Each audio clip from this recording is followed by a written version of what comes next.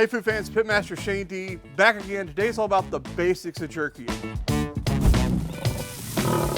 We're working with our buddy Jeremy today. If you've ever called into Grilla, you've ever sent a message in saying, hey man, I can't find my order, or I need a new part, you've probably spoken to this guy. So Jeremy, you were talking to me yesterday and said you've tried jerky a few times. Tell us your experiences, man. Just inconsistent, really inconsistent. My first batch was pretty good. Okay. Couldn't mimic it to save my life. And yeah, whether it's slicing, using the wrong meat, I don't know. It's not consistent. All right, well, we're gonna talk about consistency today then, right? So the first thing, what meat constitutes good jerky meat? There's a lot. I've heard people say flank steak, eye of round, London broil. All of it will make jerky, right? Because jerky is just dehydrated meat. Yep. What I personally like to use is a nice eye of round. And the reason why, it's not very fatty on the outside. If it is, trim that off. If you have any silver skin, you're just gonna trim that off because, man, you can't chew through that stuff. Yep. But this one's nice and beautiful. And you can see immediately the grain that this muscle's running, right? It's going this way. So that tells me our slices are all gonna go this way. Also notice it's pretty uniform. You talked about consistency. Yep. This is uniform. So you're gonna get pretty standard slices out of this. So how thick should your slices be? If you have your butcher do this, if you can get them to do, if you like more of I'd say a drier jerky, go with 1/8 inch. If you want a little cheerier jerky, you're gonna go with 1/4 inch. So our meat's sliced. What are we gonna do now? Well, we gotta make the marinade, right?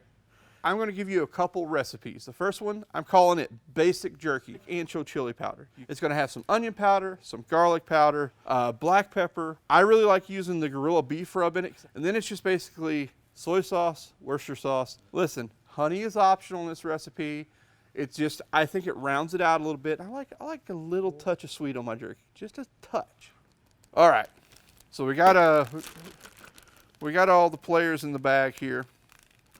We're just gonna zip it up, and you can feel the honey and all the hard stuff in there, right? Oh, definitely. Yeah, just kind of keep working it, give it a good shake. Make sure this thing is sealed good, man, because this stuff will be on the seal and you go whirling this thing around your head, okay? Now this amount of marinade is just about enough for about 2 pounds of eye of round. So if you go by 5-6 pounds, just do the math, okay? It's easy math. A lot of these are 1 to 1 to 1, okay? All right, excellent. So let's get all the kids in the pool here. All right, so once we have it zipped up, all the air is out of the bag, I just like to make sure the beef is all separated good, the marinade's touching everything, and then I do my best to get it all drained down and into one kind of cohesive package. This totally goes in the refrigerator, keep it cool. I like, man, at least 8 hours. At least 8 hours in the marinade. If you go 12, 24, I know some people go 48. Longer you go, the more it's gonna have flavor, obviously, and the darker it's gonna be. So this is our basic marinade for jerky. I can't leave basic alone, right? That's not me. Of course. I just can't do it. So being a Kentucky boy, I had to make another marinade. Happened to have a bottle of bourbon. I don't know what that's all about, So we made... Yeah. So I had to make some, I call it kickin' Kentucky bourbon jerky, okay? So we're gonna taste test these at the end. Now I came in last night, snuck in the building and marinated all this. So there's no Hollywood magic. We did marinate this last night and we're gonna put them on the grill and taste test them, but here's the recipe for you.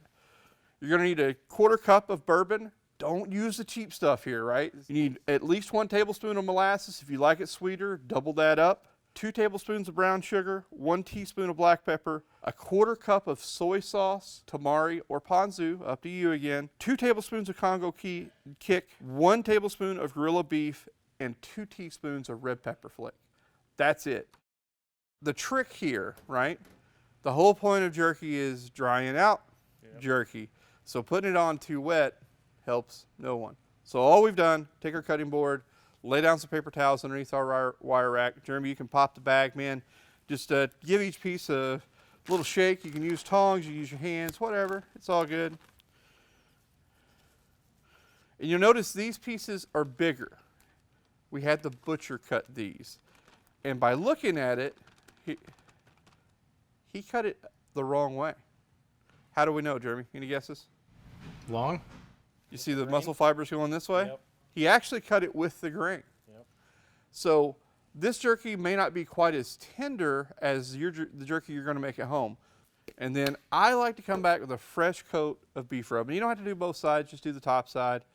But I just dust it down, just a nice medium light coat, because I want all that beefy umami pop there that I can get. All right, so this batch is totally ready to go right on the smoker. So let's talk about our set temp. There's gonna be a lot of arguing about this. You guys are gonna say it has to be as low as possible. I agree with you, but understand you're flying in the face of physics. Yeah. So you have to go a little warmer if your temps are on the extreme end, okay? So go to about 200 degrees. You got plenty of air moving around your jerky. That's what you want, because we're trying to dehydrate it more than cook it. So we're good. We're gonna come, I like to check on about once an hour. It's gonna take 2 to 3 hours. This is pretty thick jerky, so it may take a little longer, so we'll see. Right. Let's go find the rest of that bottle of bourbon. Yeah. All right, so like we said in the beginning, the butcher kind of cut our jerky opposite of what we did. And this is exactly what you get. You get some nice sticks, don't get me wrong, but man, they got some chew, right? Yep. But they're, I mean, it's beautiful bark, beautiful color, beautiful smoke. Believe this is our original, Jeremy. Why don't you try that and let me know what you think compared to yours that you made at home. And because we're not going to fake this, we're going to let Jeremy chew for about 20 minutes because it's jerky while we talk about the jerky. So there should be a little bit of spice there. Get the piece I had, I could taste a little bit of the ancho chili coming through. It's not too spicy, a light sweetness. Yep. But it's kind of a down the middle jerky, right? Definitely tell the sweetness a little bit, and a lot better than what I make. Yeah? For sure. Well, I think the way we sliced it, it's going to allow for even more of that marinade that we made to get in. So I think the jerky you slice that you're going to take home tonight and cook will be even more tender. I think so. I do too. Okay, so that was good jerky.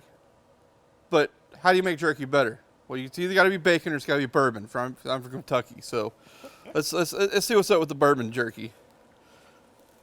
I'm just going to take a small piece.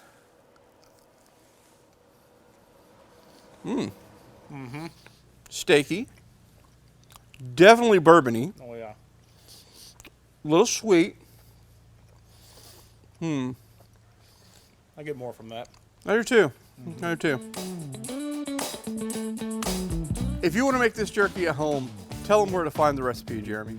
Go to grillagrills.com/recipes or find us on social media, Facebook, Instagram, Twitter, @Grilla Grills. Absolutely. That's where we're at.